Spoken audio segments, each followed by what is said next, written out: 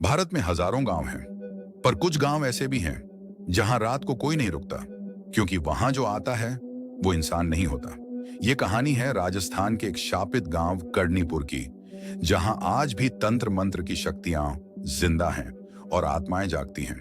कर्णीपुर एक छोटा सा गांव जो कभी व्यापार का केंद्र हुआ करता था, पर 1977 में अचानक सबने गांव छोड़ दिया। कहा गया एक तांत्रिक की आत्मा ने गांव को शाप दे दिया है। क्यों? क्योंकि गांव वालों ने मिलकर उसे जिंदा जला दिया था। लेकिन उस तांत्रिक ने मरने से पहले एक ही बात कही थी, इस गांव में सूरज के बाद जो रहेगा वो मरेगा नहीं, पर इंसान भी नहीं रहेगा। 2022 में एक यूट्यूब डॉक्यूमेंट्री टीम 3 सदस्य अर्जुन, विधि और शेखर कर्णीपुर गांव एक्सप्लोर करने गए। गांव के बाहर चेतावनी लगी थी, सूरज ढलने से पहले निकल जाओ, ये जगह अब इंसानों की नहीं रही। दोपहर को सब सामान्य लगा, टूटे घर, बर्बाद मंदिर और एक पुरानी हवेली जहां कोई नहीं रहता था। पर धूप की सीधी किरणें उस हवेली को छूती नहीं थीं। शाम होते ही गांव का तापमान गिरने लगा। सूरज जैसे ही ढला, हवा की आवाज बदल गई।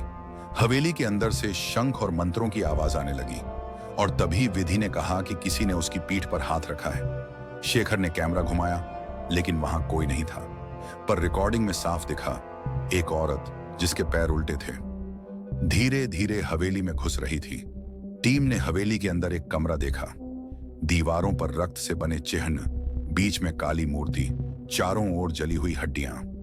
वहां एक लाल किताब रखी थी जिसमें लिखा था, जो ये पढ़ेगा वो तांत्रिक का हिस्सा बन जाएगा। अर्जुन ने जैसे ही उस किताब को छुआ, कमरा बंद हो गया और फिर अंदर से एक चीख आई, मैं लौट आया हूं, अब कोई नहीं बचेगा। अगले दिन गांव के बाहर स्थानीय पुलिस को एक युवक मिला, शेखर। वह बुरी हालत में था, बिना कपड़ों के, बदन पर राख और आंखें लाल। वह बस एक ही वाक्य बोल रहा था, वो अब मुझ में है, भाग जाओ। अर्जुन और विधि की आज तक कोई खबर नहीं मिली। उनका कैमरा मिला जिसमें आखिरी फुटेज थी। विधि रोते हुए मंत्र पढ़ रही थी और पीछे अर्जुन की आंखें काली हो चुकी थीं।